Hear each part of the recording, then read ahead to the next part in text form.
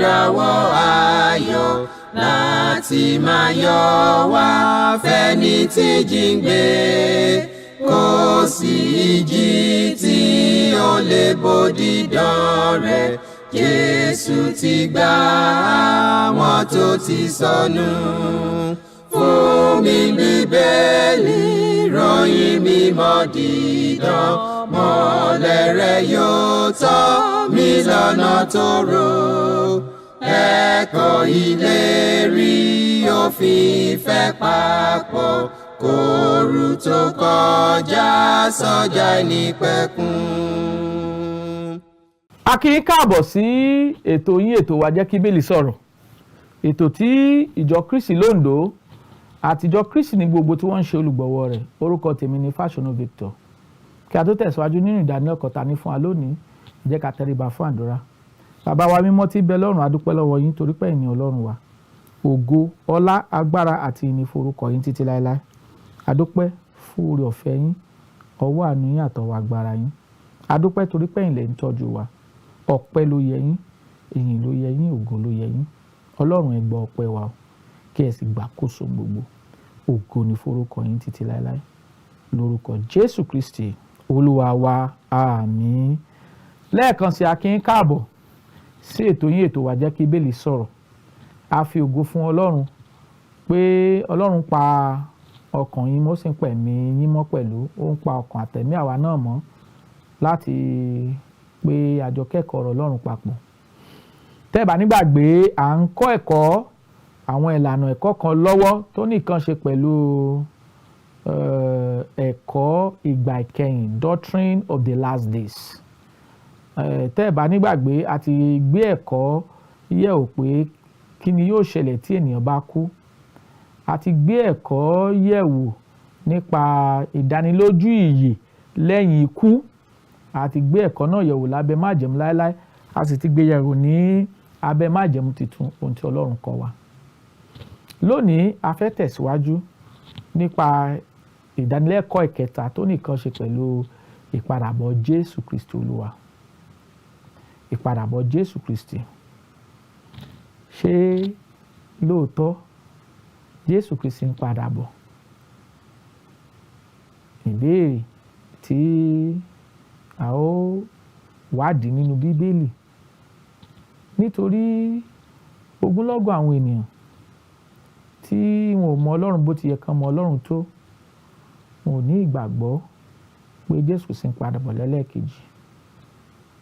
Tó bá padà wá, báwo ni kí ni yóò wá ṣe?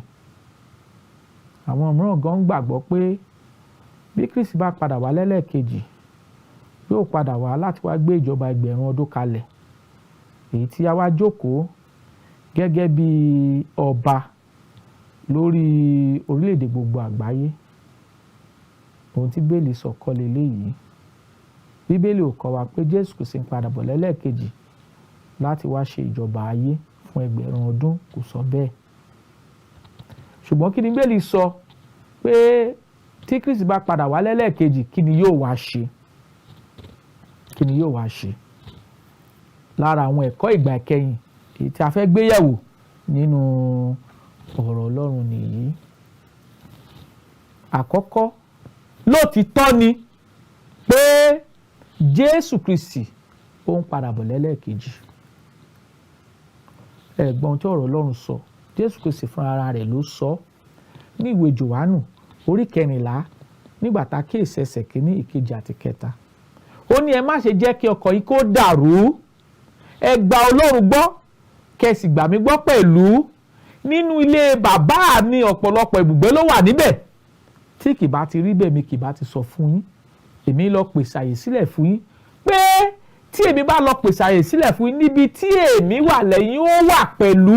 Ìlérí àti májẹ̀mú Ọlọ́run ní nípasẹ̀ Jésù Kristi pé Jésù Kristi ní ìgbà tó wà láàyè ó ṣèlérí fún àwọn àpọ́sítélì rẹ̀ tá a sì kàkọ́ sílẹ̀ rẹ̀ fún wa pé òun lọ sọ́dọ̀ bàbá láti lọ pèsè àyè sílẹ̀ fún wa.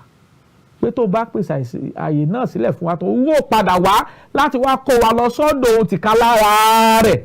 Ohun tí ìwé Jòhánù orí 14 ẹsẹ̀ kìíní, ìkejì àti kẹta fi ẹsẹ̀ wa múlẹ̀ ní lóòótọ́ ni òtítọ́ ni ọ̀rọ̀ náà ó sì yẹ fún ìtẹ́wọ́gbà pé Jésù Kristi wá sínú ayé yìí láti wá gba ẹlẹ́ṣẹ̀ là nínú èyí tí mo jẹ́ ọ̀kan tí mo jẹ́ àgbà. Òtítọ́ ni the fact of his return is a fact. Òtítọ́ ni pé Jésù Kristi Olúwa wa ó ń padà bọ̀ lẹ́lẹ́kejì. Òtítọ́ ni a gbọ́dọ̀ gba eléyìí gẹ́gẹ́ bí ọ̀rọ̀ Ọlọ́run. Ìwé Jòhánù gẹ́gẹ́ bí a ti wò ìwé Jòhánù orí 14 ẹsẹ̀ 3 fẹsẹ̀ wa múlẹ̀ bẹ́ẹ̀. Ẹ wá wo ohun tí ìwé Hébérù orí 9 tó fi ẹsẹ̀ wa múlẹ̀ nípa ìpadàbọ̀ rẹ̀ ní ẹlẹ́ẹ̀kejì. Ìwé Hébérù orí 9 nígbà tá a kíyèsí ẹsẹ̀ 26 28 kí ni Bíbélì sọ ẹ gbọ́. Ó ní bẹ́ẹ̀ Kristi pẹ̀lú lẹ́yìn tí ó ti fi rúbọ lẹ́ẹ̀kan ṣoṣo láti rú ẹbọ ẹ̀ṣẹ̀ ọ̀pọ̀lọpọ̀ yóò farahàn ní ìgbà ìkejì láìsí ẹ̀ṣẹ̀ fún àwọn tí wọ́n ń wo ọ̀nà rẹ̀ fún ìgbàlà. Ká tún wo ẹsẹ̀ ọ̀rọ̀ Ọlọ́run lẹ́ẹ̀kan sí.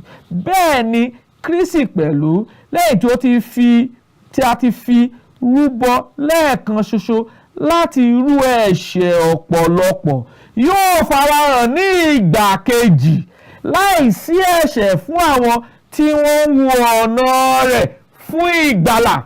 Ó ń padà bọ̀ lẹ́lẹ́kejì. Ẹ̀kọ́ ni is a fact tí Bíbélì gbé kalẹ̀ pé Jésù Kristi ó ń padà bọ̀ lẹ́lẹ́kejì. Padàbọ̀ Jésù Kristi ó ní à ń gbéyẹ̀wò nínú ẹ̀kọ́ ìgbà ìkẹyìn ilé gbọ́dọ̀ yé wa.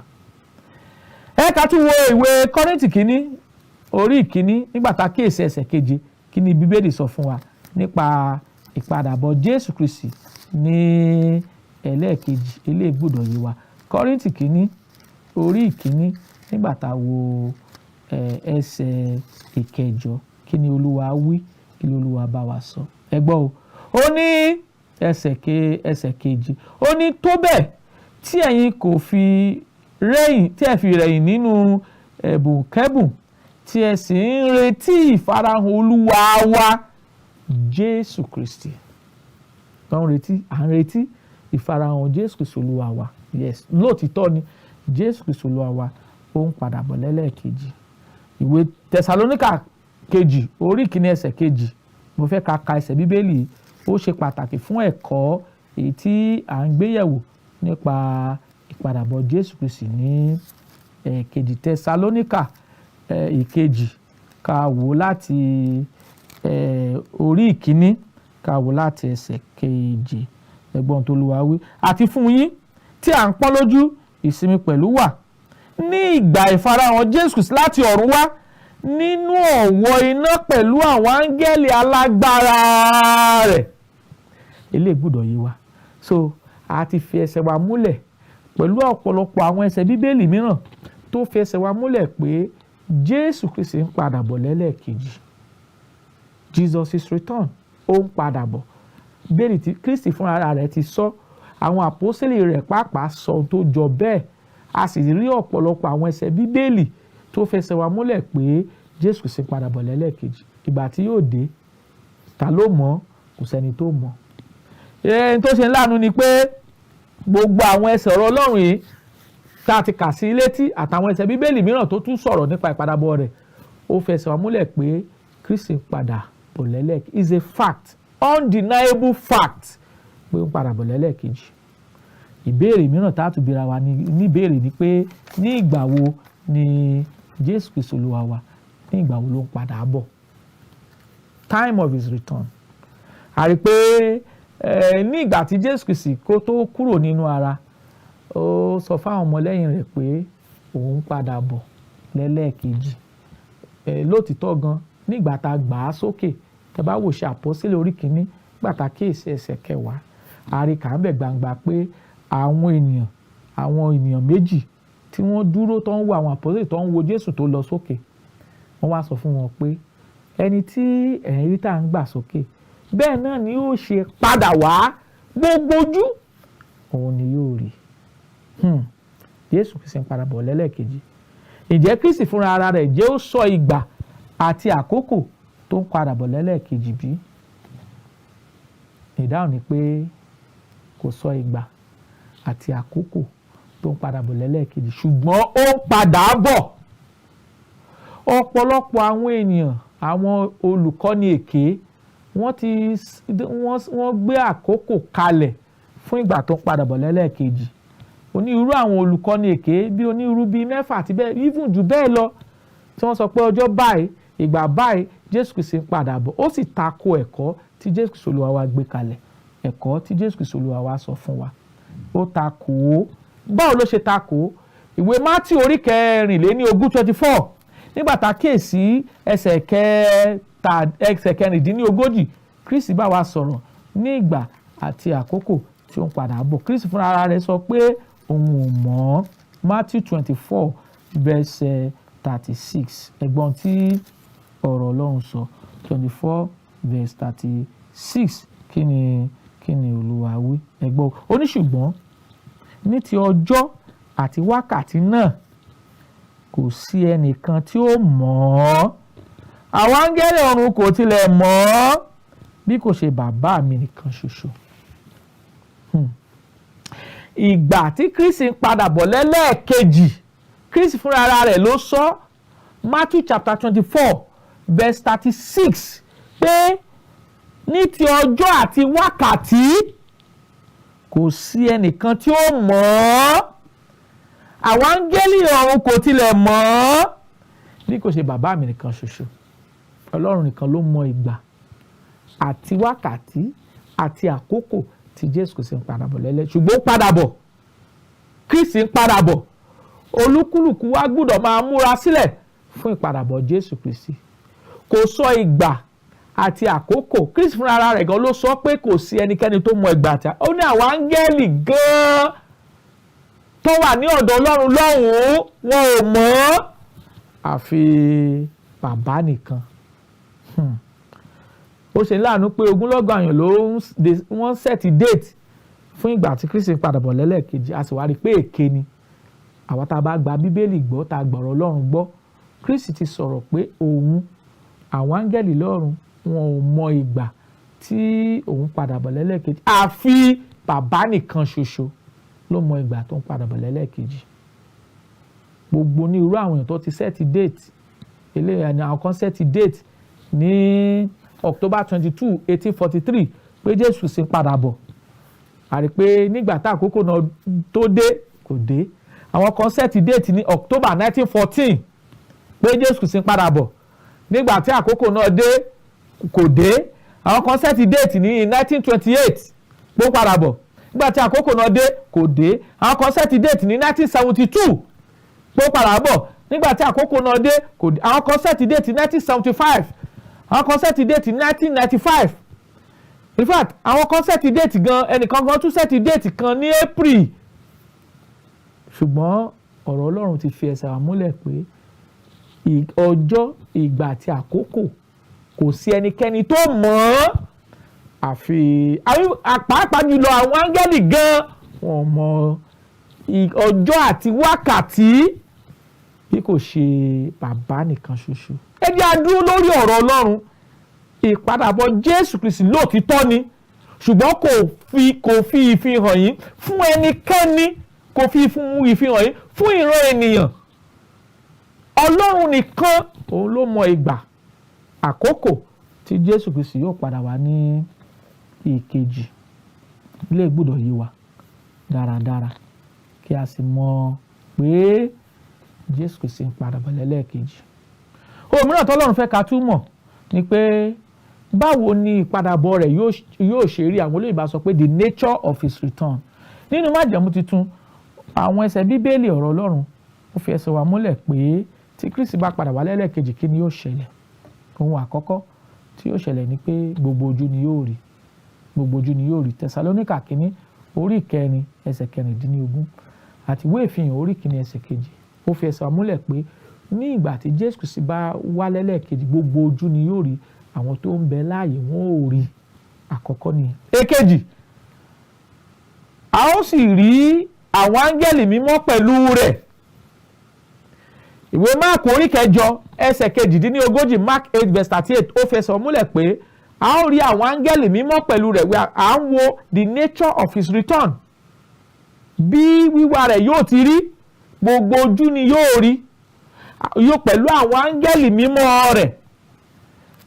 A ó sì gbọ́ ìpè, we will hear the trumpets, a ó gbọ́ ìpè tí yóò dún àti ariwo àwọn áńgẹ́lì. Ẹ ká wo tí ọ̀rọ̀ Ọlọ́run sọ fún wa, ìwé Kọ́ríńtì kínní orí 15 nígbà tá a kíyèsí ẹsẹ̀ 52 52 kí ni Ọlọ́run sọ. Kọ́ríńtì kínní orí 15 ẹsẹ̀ 52 52 ó ní lọ́gán ní ìṣẹ́jú ní ìgbà tí ìpè ìkẹyìn, nítorí ìpè yóò dùn, a ó sì jí àwọn òkú dìde ní àìdíbàjẹ́, a ó sì pa wọ́n lára dà. Àwọn ìṣẹ̀lẹ̀ tí yóò ṣẹlẹ̀ nígbà tí Jésù Kristi bá farahàn. A ó sì rí, we will see him returning in the cloud. A ó rí tó ń padà bọ̀ nínú òfurufú, pẹ̀lú ọ̀wọ́ iná, nínú agbára àti nínú ògo. Ìwé Ìfihàn orí 1 ẹsẹ̀ 7 òun ló kọ́ wa bẹ́ẹ̀. Ẹ ká gbọ́n tí ọ̀rọ̀ mímọ́ Olúwa tó sọ fún wa nípa nǹkan wọ̀nyí. Ìwé Ìfihàn orí 1 ẹsẹ̀ 7 ẹ gbọ́ o. Ó ní kíyèsí, ń bọ̀ nínú àwọsánmọ̀, gbogbo ojú ni yóò rí, àtàwọn tó gùn ní ọkọ̀ pẹ̀lú, àti gbogbo orílẹ̀-èdè ayé ni yóò sì máa pohùn ẹkún níwájú rẹ̀. Bẹ́ẹ̀ ni àmì àwọn tí yóò ṣẹlẹ̀ nígbà tí Jésù Olúwa wa bá farahàn nìyí. Eléyìí gbọ́dọ̀ yé wa bí a ti ń wo ọ̀rọ̀ Ọlọ́run. Ẹ̀yin ènìyàn wa nílé, lóòótọ́ Jésù Kristi ń padà bọ̀ lẹ́lẹ́kejì. A rí ọ̀pọ̀lọpọ̀ ẹsẹ̀ Bíbélì tó fẹsẹ̀ múlẹ̀ pé ó ń padà bọ̀, òtítọ́ sì ni. A sì rí ọ̀pọ̀lọpọ̀ ẹsẹ̀ Bíbélì tó fẹsẹ̀ wá múlẹ̀ pé bí ìpadàbọ̀ rẹ̀ yóò ti rí, ohun tí yóò ṣẹlẹ̀ gẹ́gẹ́ bí àwọn ẹsẹ̀ Bíbélì tá ti kà sí wa létí.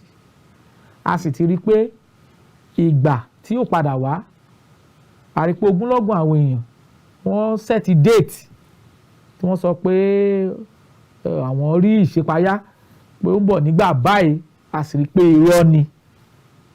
Jésù Kristi fúnra ara rẹ̀ ti sọ̀rọ̀, Matthew 24 verse 36, ó ní ọjọ́ àti wákàtí, ó ní kò sẹ́ni tó mọ̀, ó láwọn áńgẹ́lì pàápàá ní ọ̀run wọn ò mọ ọjọ́ náà bí kò ṣe bàbá mi nìkan ṣoṣo.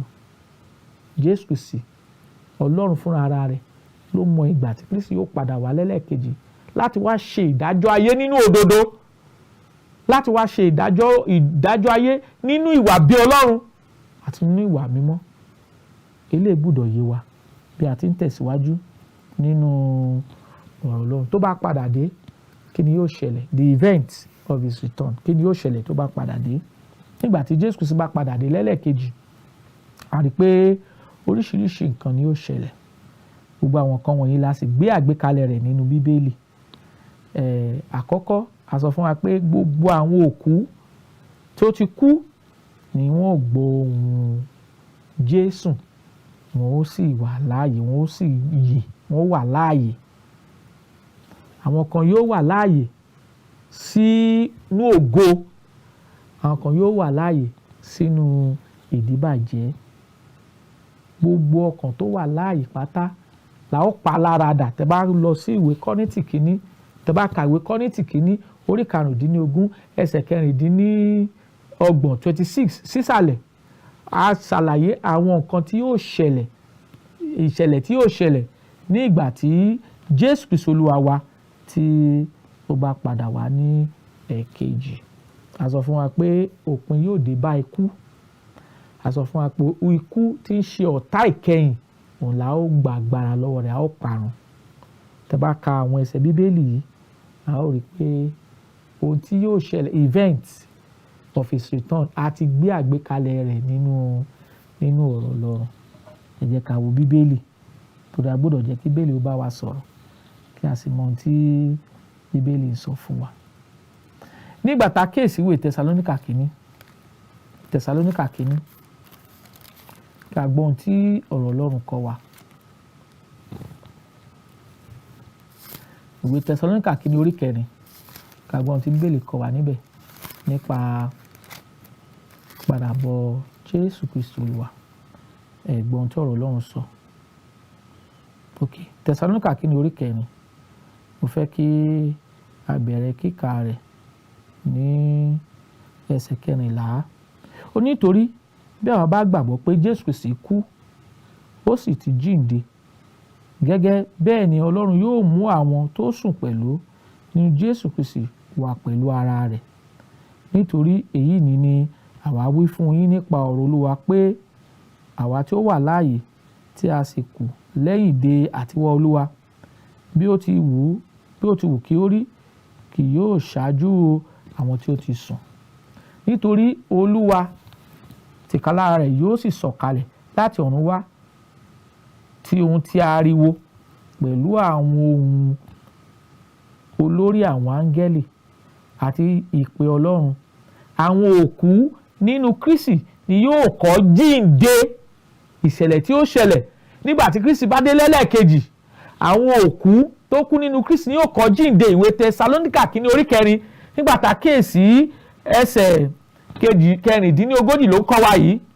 Ó ní nígbà náà a ó sì gba àwọn tí ó wà láàyè tí ó sì kù lẹ́yìn sókè pẹ̀lú wọn sínú àwọsánmọ̀ láti pàdé Olúwa ní ojú ọ̀run. Bẹ́ẹ̀ ni àwọn ó máa wà títí láé lọ́dọ̀ Olúwa. Bó bá padà wá lẹ́lẹ́kejì, àti alààyè àti òkú a ó pa wọ́n lára dà. Ọkàn olóòótọ́, àwọn tó jẹ́ ọkàn olóòótọ́ a ó gbà wọ́n sókè. Àwọn kan tiẹ̀ ń kẹ́kọ̀ọ́ pé ìgbàsókè yẹn bí ọdún 7 ni, rárá o, kò sí nǹkan tó jọ bẹ́ẹ̀. Bàbá ti gbà wọ́n sókè, wọn ò wá sínú ayé mọ́. A ó gbà wọ́n sókè. Àwọn kan a ó jí wọn sí ìyè àìnípẹ̀kun, àwọn kan a ó jí wọn sí ìyà àìnípẹ̀kun. Lẹ́yìn ìyẹn tá a bá ti gbà wọ́n sókè, tí ìpínyà ti dé láàrin olóòótọ́ àtàkọ̀ àwọn aláìṣòótọ́, ayé yàtọ̀ gbogbo tí ń bẹ nínú rẹ̀, a ó dáná sun wọ́n. Ohun tó Ọlọ́run sọ nìyí pé ìṣẹ̀lẹ̀ tí yóò ṣẹlẹ̀, ìdájọ́ yóò ṣẹlẹ̀. Tí ìdájọ́ bá ti ṣẹlẹ̀, a sọ fún wa pé ayé yìí àti gbogbo tí ń bẹ nínú rẹ̀, a ó dáná sun wọ́n. They will cease to live, to exist. Bá a ṣe ń tẹ̀síwájú nínú ẹ̀kọ́ yìí, a máa gbé àgbékalẹ̀ àwọn ẹ̀kọ́ ìkalẹ̀ fún wa kí òye ìfẹ́ Ọlọ́run kí ó lè yé wa síwájú sí i.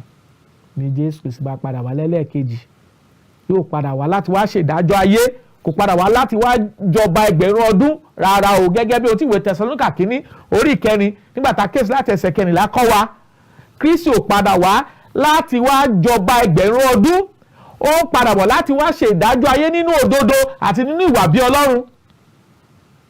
Eléyìí gbọ́dọ̀ yé wa. A sì sọ fún wa tí yóò ṣẹlẹ̀, àwọn òkú ni yóò kọ́kọ́ jíǹde, tí wọ́n gbára mìíràn, táwọn pa lára, tí wọ́n gbára mìíràn, tí wọ́n sì dúró níwájú ìtẹ́ ìdájọ́ Kristi. Eléyìí gbọ́dọ̀ yé wa bí a ti ń tẹ̀síwájú nínú ìfẹ́ Ọlọ́run, nínú ọ̀rọ̀ Ọlọ́run àti ìṣẹ̀lẹ̀ tí ó ṣẹlẹ̀ ní ìgbà ìkẹyìn. Ẹ jẹ́ ká lóye ìfẹ́ Ọlọ́run, ká lóye ọ̀rọ̀ Ọlọ́run. Ọlọ́run fẹ́ ká lóye ìfẹ́ rẹ̀, ká lóye ọ̀rọ̀ rẹ̀, kí a sì máa tẹ̀síwájú nínú ìwà láàyè rẹ̀. Jésù padà bọ̀ lẹ́lẹ́kejì, gbogbo ojú ni yóò rí, àwọn tó kẹ́gàn rẹ̀ pátá ni yóò rí. Ó padà pẹ̀lú àwọn olórí àwọn áńgẹ́lì pẹ̀lú ariwo ńlá tí gbogbo ayé yóò mọ̀ pé Jésù Kristi ti dé. Ìfihàn Ọlọ́run nìyí tá a fi hàn wá nínú ọ̀rọ̀ Ọlọ́run. Ẹ jẹ́ ká fòye gbé ọ̀rọ̀ mímọ́ Olúwa kí a sì tẹ̀síwájú nínú ìfẹ́ Kristi. Ẹ̀yin tẹ́ ń wò mí nílé, ṣé ẹ ti di ẹni ìgbàlà nínú Kristi? Ṣé ẹ ti mọ Ọlọ́run? Ẹ ti ní ìgbàlà lẹ́kùnrẹ́rẹ́ gẹ́gẹ́ bí ìfẹ́ Ọlọ́run? Tẹ́ ò bá ti ní ẹ̀kọ́ Ọlọ́run, tẹ́ ò bá sì ti ní ìgbàlà Ọlọ́run, tẹ́ ò ṣe nìyí, ẹ gbọ́ ọ̀rọ̀ Ọlọ́run, ẹ gbọ́ ọ̀rọ̀ Ọlọ́run gbọ́, ẹ ronú pìwàdà ẹ̀ṣẹ̀ yín, ẹ fẹnu ara yín jẹ́wọ́ pé Jésù Kristi ọmọ Ọlọ́run ní í ṣe, kí ẹ sì jọ̀wọ́ ara yín fún ìrìbọmi, kí ẹ sì bẹ̀rẹ̀ sí í jọ́sìn nínú ìjọ Kristi tá a rí nínú Bíbélì tí ń ṣe ìjọ òtítọ́ kan ṣoṣo, kí ìyà nípẹ̀kun nínú Ọlọ́run kó lè dájú, kí ẹ lè jẹ́ alábàápín nínú ìyè àti àjíǹde sí ògo ètí Kristi wa tó ń bọ̀ láti wá fi hàn fún ọkàn àwọn olóòótọ́. Ọlọ́run yóò ràn wá lọ́wọ́ bí a ti ń làkàkà láti ṣèfẹ́ rẹ̀, yóò sì fi ẹ̀kọ́ mímọ́ rẹ̀, ẹ̀kọ́ òtítọ́ rẹ̀ yóò fi yé wa. Eléyìí gbọ́dọ̀ yé wa pé ní ìpadàbọ̀ Jésù Kristi kò padà bọ̀ láti wá ṣèjọba ẹgbẹ̀rún ọdún, ó ń padà bọ̀ láti wá ṣèdájọ́ ayé nínú òdodo, láti wá gba ọkàn àwọn olóòótọ́ sọ́dọ̀ ara rẹ̀ tìka lára rẹ̀ kí àwa kó lè máa wà pẹ̀lú Ọlọ́run títí láéláé. Ọlọ́run yóò kọ́ wa mọ̀ ṣe, yóò sì fìfẹ́ rẹ̀ yé wa síwájú sí lórúkọ Jésù Kristi Olúwa wa, àmín. Tẹ́ bá fẹ́ béèrè béèrè tàbí ẹ̀bẹ̀ fún àdúrà, àwọn nọ́mbà tẹ́ ó pè wá sí ní 08057444902 tàbí 08065717023. a tún tó nọ́mbà náà pè fún wa 08057444902 tàbí 08065717023. kí àlàáfíà àti wà láàyè Ọlọ́run kí ó máa bá wa gbé ní orúkọ Jésù Kristi Olúwa wa, àmín. Fún mi ní Bíbélì ìràwọ̀ ayọ̀ láti máa yọ̀ wá fẹ́ni tí jíǹgbé, kò sí ìjì tí ó lè bòdì dán rẹ̀. Jésù ti gbà àwọn tó ti sọnù. Fún mi Bíbélì ìròyìn mímọ́ dídán, mọ́lẹ̀ rẹ̀ yóò tọ́ mi lọ́nà tóóró. Ẹ̀kọ́ ìlérí òfin ìfẹ́ papọ̀, kóòrù tó kọjá sọ́jà ìnípẹ̀kun.